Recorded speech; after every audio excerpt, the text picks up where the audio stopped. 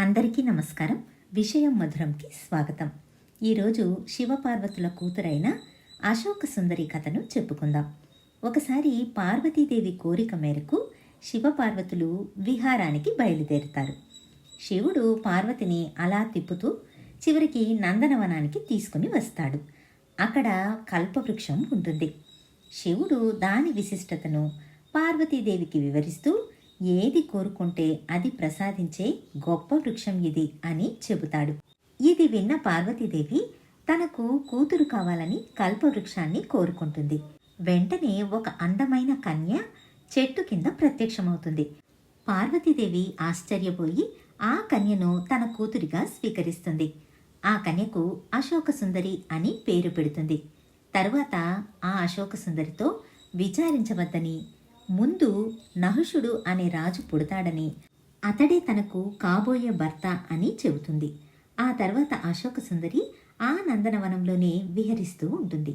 ఒకసారి హుండా అనే రాక్షసుడు అటుగా వచ్చినప్పుడు అశోక సుందరిని చూసి ఆమె అందానికి ముగ్ధుడై తనను పెళ్లాడమని కోరుకుంటాడు.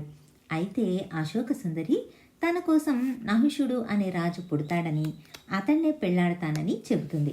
అది విన్న రాక్షసుడు, నువ్వు చూస్తే ఇప్పుడే కన్యవి, నిన్ను పెళ్లాడేవాడు ఇంకా ముందు పుడతాడు అని అంటున్నావు. నువ్వు పెద్దదానివై అతన్ని ఎలా పెళ్లాడతావు? చాలా విడ్డూరంగా ఉంది. కాబట్టి నన్ను పెళ్లాడు అని అంటాడు. దానికి అశోక సుందరి, పెద్దవాళ్ల మాటలో ఏదో విశేషం ఉండే ఉంటుంది. ఈ మాట నాకు చెప్పింది సాక్షాత్తు ఆ పార్వతీదేవి. కాబట్టి ఇది జరిగి తీరుతుంది. నువ్వు ఇక్కడి నుంచి వెళ్ళిపో అని అంటుంది. రాక్షసుడు కాసేపు ఆలోచించి, ముందుగా ఆ నహుషుణ్ణి చంపితే తరువాత అశోక సుందరిని పెళ్లాడవచ్చు అని నిర్ణయించుకుని అక్కడి నుంచి బయలుదేరి వెళ్తాడు. ఇప్పుడు నహుషుడి జననం గురించి తెలుసుకుందాం. ఆయు మహారాజుకి సంతానం లేకపోవడంతో దత్తాత్రేయ మునిని తనకు సంతానం ప్రసాదించమని వేడుకుంటాడు. దత్తాత్రేయ ముని ఒక ఫలాన్ని ఇచ్చి దాన్ని ఆయు మహారాజు భార్య చేత తినిపించమని, వాళ్లకు ఒక కొడుకు పుడతాడని, ఆ కొడుకు ఇంద్ర పదవిని కూడా చేపడతాడని చెబుతాడు. అలా దత్తాత్రేయుడి వరం ద్వారా ఆయు మహారాజు భార్య ఇందుమతికి పుట్టినవాడే నహుషుడు. నహుషుణ్ణి చంపడానికి నిర్ణయించుకున్న హుండా రాక్షసుడు తన మాయాశక్తులతో ఆయురాజు అంతఃపురంలో పనిచేసే దాసిలోనికి ప్రవేశించి ఆ పుట్టిన బిడ్డను అపహరించి తన ఇంటికి తీసుకుని వచ్చేస్తాడు.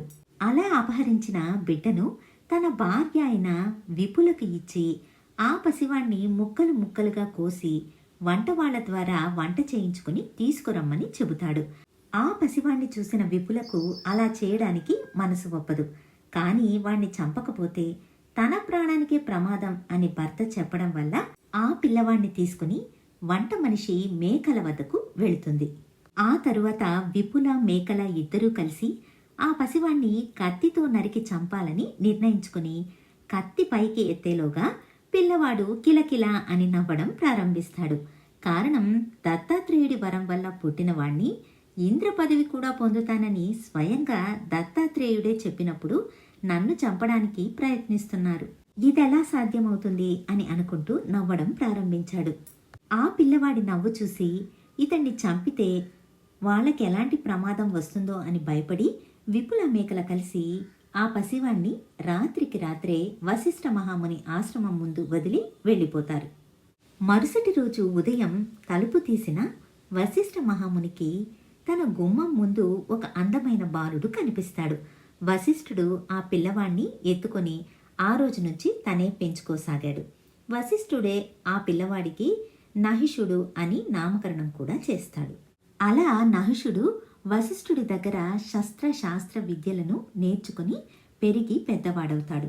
ఒకరోజు నహుషుడు వేటకు అడవికి వెళ్ళినప్పుడు ఆకాశ మార్గాన వెళుతున్న కొంతమంది గంధర్వులు ఇలా మాట్లాడుకుంటూ ఉన్నారు. ఆయు మహారాజుకు దత్తాత్రేయ ముని ఒక ఫలాన్ని ఇచ్చాడు. ఆ ఫలాన్ని ఆయు మహారాజు భార్య తిన్నది. వాళ్లకు నహుషుడు అనే కొడుకు పుట్టాడు. అశోక సుందరి అనే కన్యకు పార్వతీదేవి నహుషుడు తనకు భర్త అవుతాడని మాట ఇచ్చింది. అశోక సుందరిని నహుషుడే పెళ్లాడతాడు. ఈ మాటలన్నీ నహుషుడి చెవిన పడ్డాయి. వెంటనే అతడు వెళ్ళి వశిష్ఠుడికి తను విన్న మాటలను చెబుతాడు.